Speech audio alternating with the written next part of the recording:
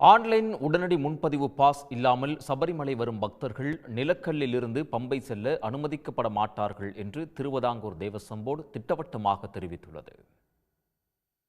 சபரிமலையில் மண்டல பூஜைகளுக்காக கடந்த 16ஆம் தேதி மாலை நடை திறந்தது முதல் பக்தர்கள் கட்டுக்கடங்காமல் குவிந்து வருகின்றனர். கடந்த 4 நாட்களில் தலா 1 லட்சத்திற்கும் அதிகமானோர் தரிசனம் செய்துள்ளனர். நெரிசல் ஏற்படுவதை தவிர்ப்பதற்காக உடனடி முன்பதிவு எண்ணிக்கையை 20,000-ல் இருந்து 5,000-ஆக குறைக்க கேரள உயர்நீதிமன்றம் உத்தரவிட்டிருந்தது.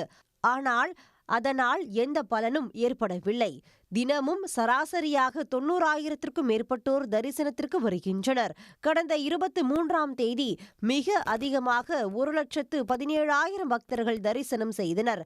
மறுநாளும் 1 லட்சத்திற்கும் மேற்பட்ட பக்தர்கள் தரிசனம் செய்தனர். இந்நிலையில் பக்தர்களை கட்டுப்படுத்துவதற்காக தேவசம் போர்டு கூடுதல் நடவடிக்கைகளை மேற்கொண்டு உள்ளது.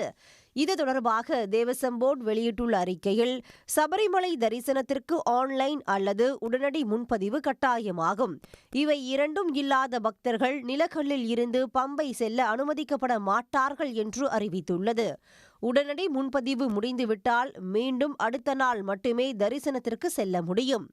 மறுநாள் தரிசனத்திற்கு செல்லும் வரை பக்தர்கள் தங்குவதற்கும் உணவு உட்பட வசதிகள் ஏற்படுத்தப்படும் என்றும் தேவசம் போர்டு அறிவித்துள்ளது. உடனுக்குடன் செய்திகளை தெரிந்து கொள்ள சன் நியூஸ் பெல் ஐகானை கிளிக் பண்ணுங்க.